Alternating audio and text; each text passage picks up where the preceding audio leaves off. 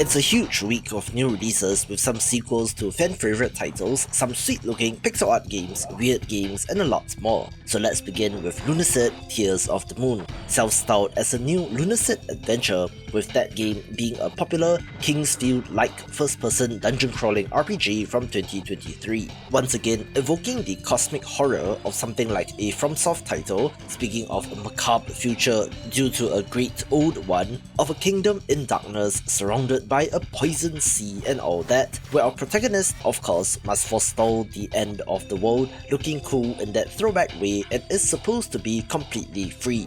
A multiplayer party game of note is Jumping Jazz Cats, a 3D platformer in nature, which is not that common for games like this, in which the cute felines are exploring a massive mansion, as they sprint, jump, bounce, swing, skid, and slide through various competitive and cooperative games. It's a lot more about position and precision of platforming over the more direct combat element of other party games, looking pretty lighthearted and fun with friends. This video is brought to you by Bygone Dreams, an action-adventure game set in a surreal dream world which is under the threat of a terrible nightmare, and you play as a spirit known as Wa, who is the world's last hope for survival. Your main mission is to save the powerful matron deity of the world, hindered of course by nightmarish creatures. The game emphasizes exploration, combat and puzzle solving, where you will traverse diverse environments, each filled with hidden secrets, strange creatures and powerful adversaries. Combat requires strategic use of weapons, magic and abilities, with each enemy posing a unique challenge. As you progress, you will unlock new abilities and upgrade your character, allowing you to confront even greater threats, where your actions will impact the world around you. One of the most interesting aspects of this game is that it draws upon medieval Bosnian folklore, which you don't see every day, on top of the now more common Slavic mythology influence, and looks very ambitious, with over 50 original songs using traditional instruments and over 2 hours of fully voiced cutscenes, which is on top of the very sleek looking gameplay, with this game releasing in May 2025, so if interested, wishlist the game on Steam. This next game might look strange at first glance, but that's exactly what makes Promise Mascot Agency stand out. Coming from the creators behind the cult classic detective adventure Paradise Killer, this open-world story game stars a former Yakuza lieutenant who has been kicked out and sent away to a cursed town. Your main job is to turn a failing mascot business into a successful company, but things get complicated fast. Not only must you discover why you got exiled in the first place, but you've also got to manage some of the strangest mascots you've ever seen, like a tofu mascot who cannot stop crying, and a cat mascot who's a little too into adult videos, with your closest helper being Pinky, a talking, living, severed pinky finger with plenty of strange habits of her own. Gameplay involves guiding these quirky mascots through tasks like promoting food products, delivering them safely in your upgradable K-truck, and rescuing them when they inevitably get themselves into trouble, like getting stuck in doorways. On top of the open world exploration and driving, this game mixes in RPG-style stat systems, a unique combat mechanic so to speak, and plenty of minigames. It's wild, funny, and oddly charming, with a vibe similar to the more silly parts of a Yakuza game, and should be good. I'm not quite sure what to make of All In Abyss Judge the Fake, since it comes to us from Acquire Corp, who has a mixed history with games, but also WSS Playground, who have absolutely been crushing it, with this, I hope, ending on the good side of things. It tells the tale of a self-proclaimed gambling prodigy who, after suffering a crushing defeat by the enigmatic witches that rule the gambling district, goes on a quest for retribution. The core gameplay revolves around intense one-on-one Texas Hold'em matches, but with a twist in which you can activate various skills to manipulate the game, such as revealing opponents' hands or restricting their moves. These abilities consume a resource named luck, adding a strategic layer to each encounter. Beyond the card table, exploration plays a crucial role as you navigate the city's underbelly, which allows you to gather intelligence, uncover the witches' cheating methods, and challenge them to a high-stakes duel where exposing their fraud is as vital as the cards in your hand, mixing visual novel with a card game plus abilities and anime-style visuals, and looks interesting. Love indie games? Sign up to my newsletter to get a weekly dose of what's hot, along with some news and of course, weekly game giveaways, so if interested, link is in the description below. We also have the 1.0 release of Castle of Alchemists, a pixel art action tower defense game that has been very well received so far, making this the perfect time to pick it up. You play as Bellator, a warrior enhanced through alchemy, tasked with defending a fortress against endless waves of terrifying invaders. The combat is fast and intense, letting you swing your sword or to shoot your guns right in the center of the chaos. An intricate equipment system lets you craft gear with randomized traits, alongside a deep skill tree full of powerful upgrades and mutations to boost your abilities. While you directly battle enemies, carefully placed traps and towers do the rest of the dirty work using various status effects like slow, stun, burn, and freeze, in addition to direct damage to combat enemies. You can even combine effects such as electrifying metal traps or igniting oil spills to cause devastating damage, with combos like this adding to the strategy of the game. Different areas of the fortress, like the mines or the lecture halls, offer unique tactical challenges that force you to adapt your defensive strategy, with special arenas, endless mode, and additional challenges to provide plenty of content and variety as well. Other games begins with Asgard's Fall Viking Survivors, yet another Vampire Survivors style bullet heaven roguelite, and yet another one of these with a Norse mythology influence, so no points for creativity, but the important thing is that this has demoed very well so far and looks to be one of the better one of these. You are once again swarmed by masses of enemies, choosing from heroes such as the formidable warrior, the swift huntress, or the enigmatic seer, each offering unique abilities to battle against these foes. There is a web of word system that allows you to weave your destiny by strategically placing knots that enhance your abilities, which is on top of a more traditional regular skill tree, and also has a meta progression war paint system where you choose and equip runes with inventory management, ensuring that each playthrough is uniquely tailored to your strategy. Of course, I have a soft spot for the ultra minimalist pixel art and looks to be of interest to fans of the genre. Bare Knuckle Sandwich is a 2D boxing game combining side-scrolling exploration and a compelling character-driven story, taking inspiration from classic arcade boxing titles like Punch-Out, but putting its own spin on things. You play as Gunner, a young man lacking direction who enters the underground boxing scene in hopes of finding purpose in an eccentric, vibrant city. The game's central mechanic is built around timing-based fights that feel like intense mini rhythm games where success relies heavily on predicting enemy moves and reacting quickly rather than just throwing punches mindlessly. You need to dodge, block, and strategically land powerful strikes, carefully studying each opponent's unique fighting style and learning their sneaky tricks. Beyond the fights, the game lets you freely roam the lively city streets, visiting shops and picking up side jobs, which adds a touch of realism to your boxing journey. Along the way, you'll interact with various characters, forging friendships or rivalries that impact your climb to the top, looking like an interesting entry for the week. From afar, Burden of Command looks like a Slytherin-style turn-based strategy war game, but upon closer inspection, this is a different kind of game, being a self-styled tactical leadership RPG, in which you play as captain of a company of soldiers in World War II.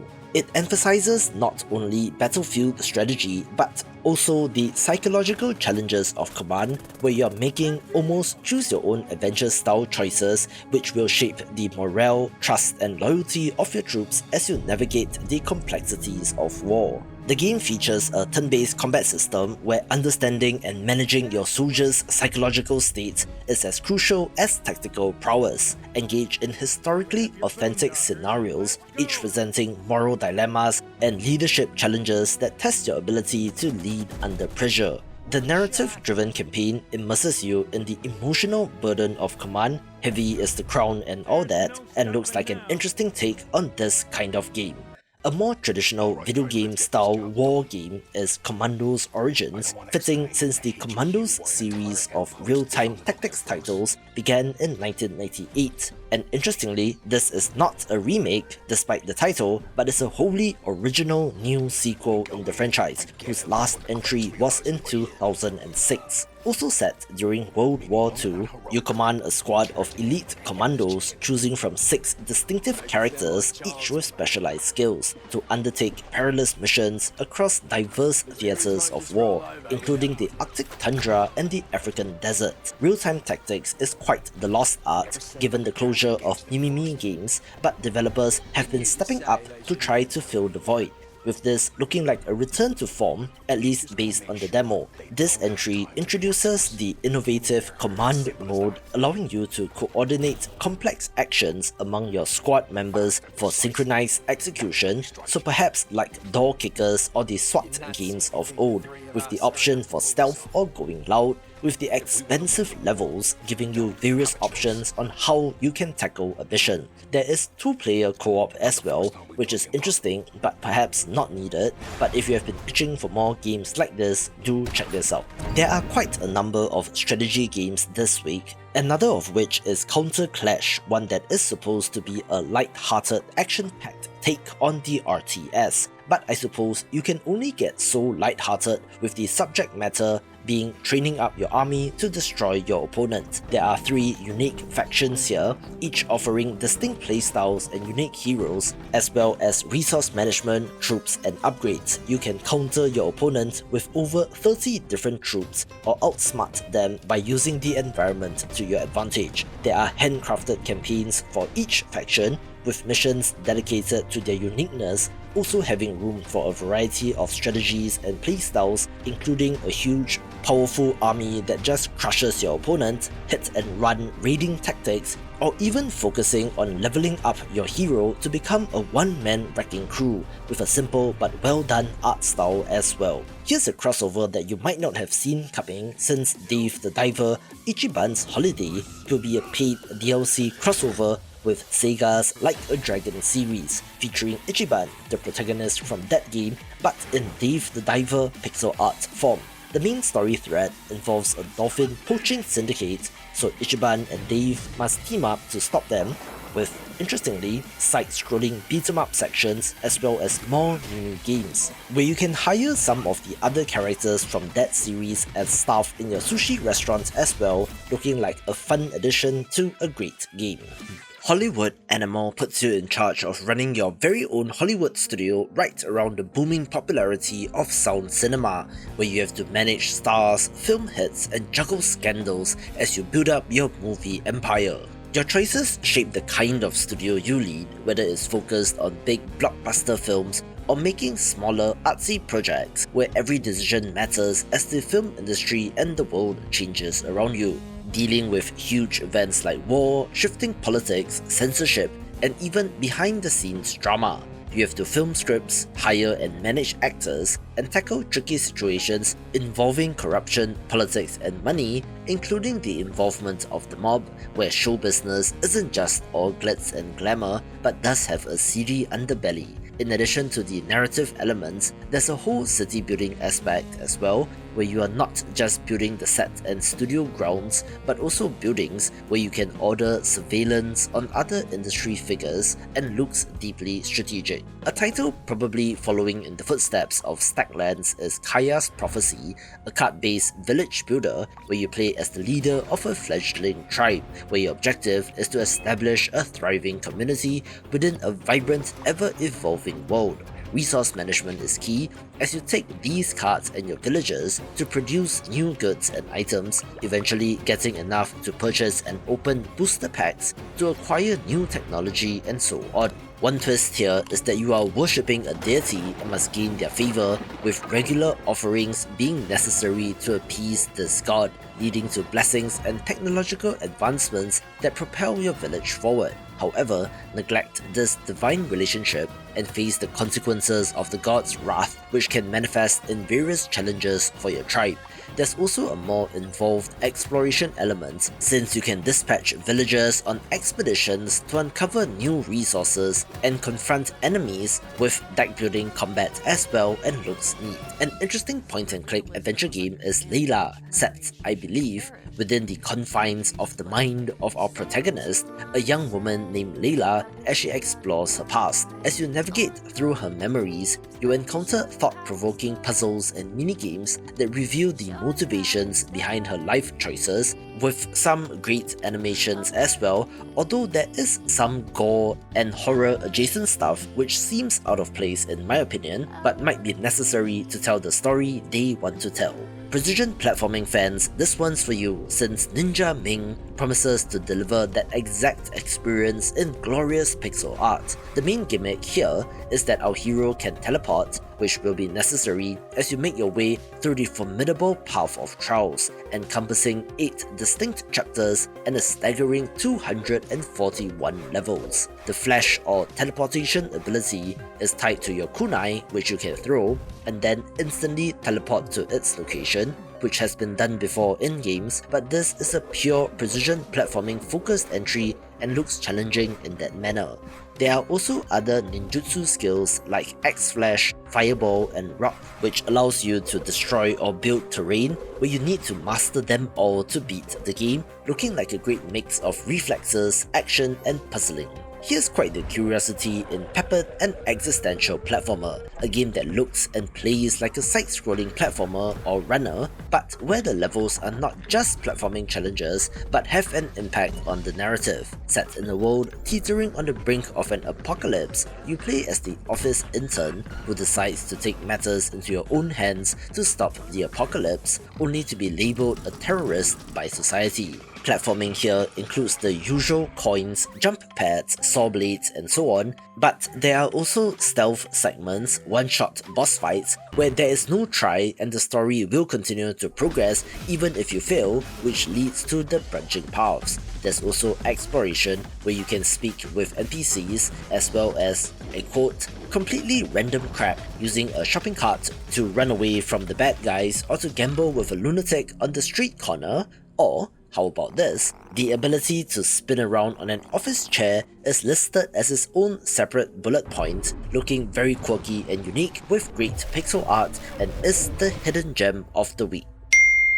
We also have the 1.0 release of Sandwalkers, a pixel art roguelite RPG which has been chugging along in early access, which did get off to a rough start, but the developers seem to have recovered and is currently sitting in the mostly positive territory. It is essentially a post-apocalyptic world where Sand has covered the planet, and you play as the leader of a caravan sent out into the wild to search for knowledge that will help you revive the mother tree, to restore greenery and nature back to the world. The journey is fraught with danger, with various environmental hazards on top of hostile forces, where you do, of course, have to engage in turn-based combat against the latter.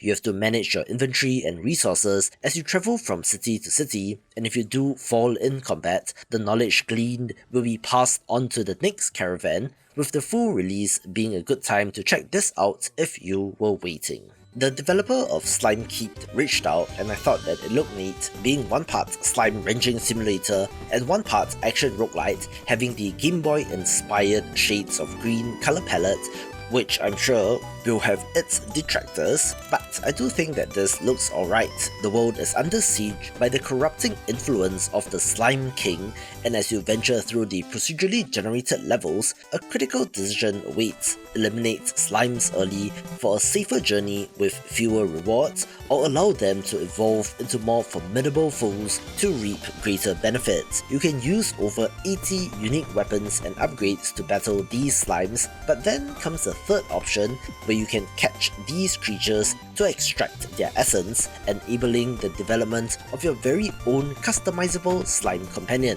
This ally can be tailored into roles such as brute, assassin or specialist to aid you on your journey, with 5 main unique bosses to tackle. The developer does have a YouTube channel and has made videos on the game, so if you're interested in a behind the scenes look, do check those out. Indie games have a funny way of coming around full circle, since developer Crow Team has been around the block, best known for the Serious Sam games, and then they surprised everyone with the critically acclaimed The Talos Principle, with the sequel being great as well, but the original is long in the tooth by now, which leads us to the Reawakened version. This is a remake of the original in Unreal Engine 5, adding modern flourishes and enhanced visuals to the game, but on top of cosmetic changes and adding in the Road to Gehenna experience, this also adds new content in the form of a fresh chapter titled In the Beginning, which delves deeper into the origins of the simulation,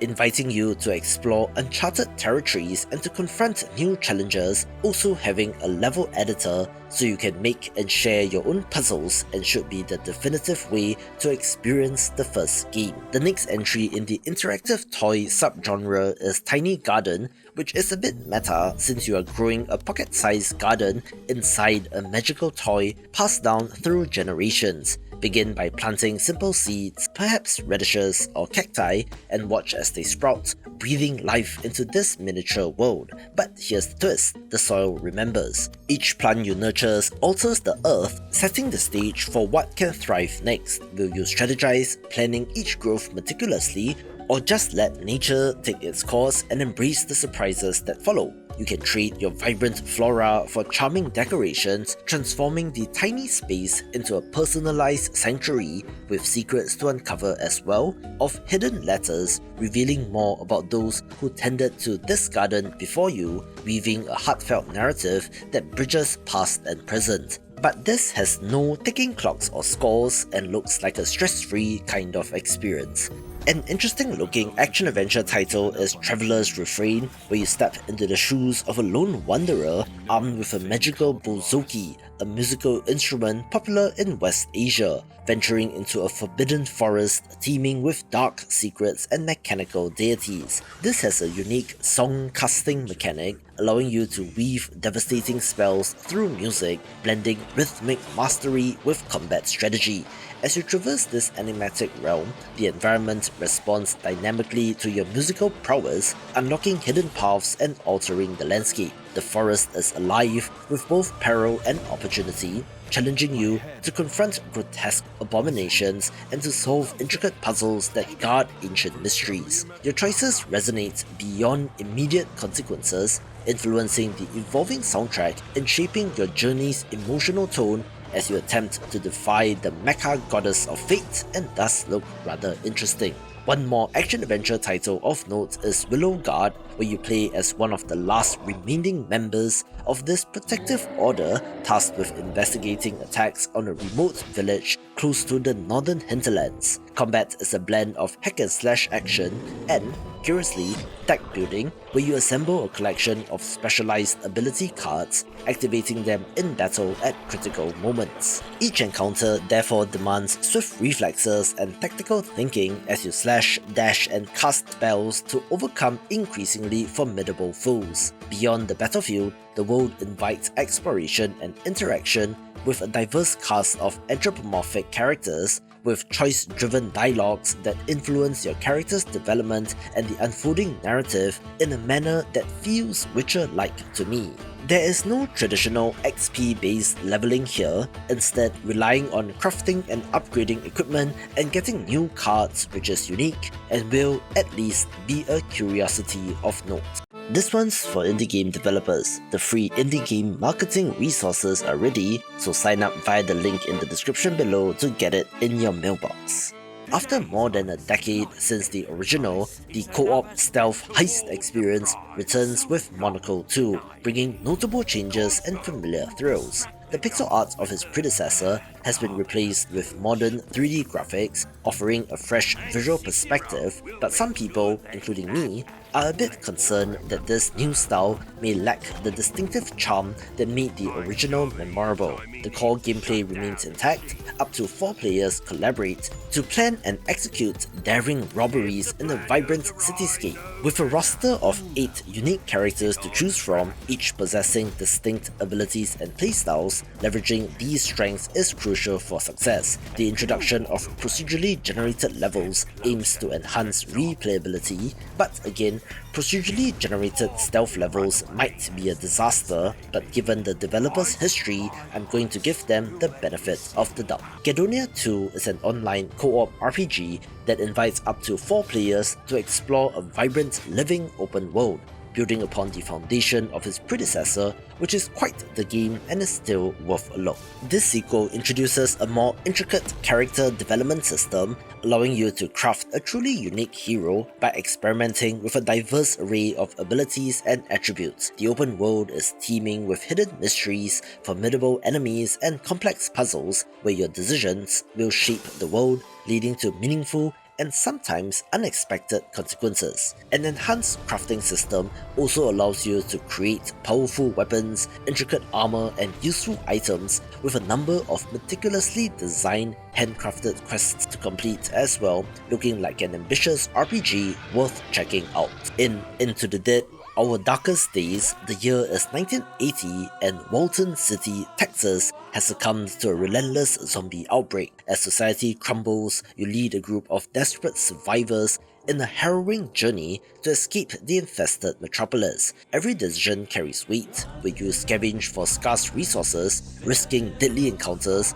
or to fortify your shelter knowing that no barricade can hold indefinitely.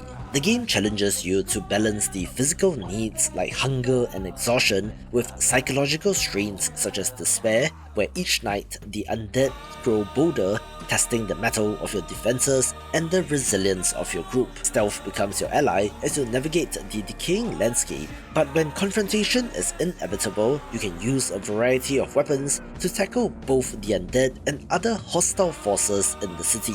And yes, as played out as the zombie trope can be, this game does show that it is still possible to make something interesting in this space. One of the most unique roguelites is Blueprints, where you are exploring the mysterious Mount Holly, a manor where the rooms shift daily and secrets abound. Each day unveils new mysteries, challenging you to navigate ever-changing corridors and chambers in pursuit of the elusive Room 46, blending strategy and puzzles as well as first-person, almost point-and-click adventure game style exploration. This has demoed pretty well and is at the very least a unique idea and is a poster child for how innovative and clever indie games can be. The sequel to a beloved sandbox crafting action-adventure title is Crashlands 2, filled with humor and a little bit of chaos, as our hero finds himself crash landing on a new alien planet filled with weird creatures and even weirder weapons, as you fight, build, and craft your way to solving the mystery as to why you were zapped out of orbit in the first place, and looks like a no-brainer pick. Watch this video for 101 of the best indie games.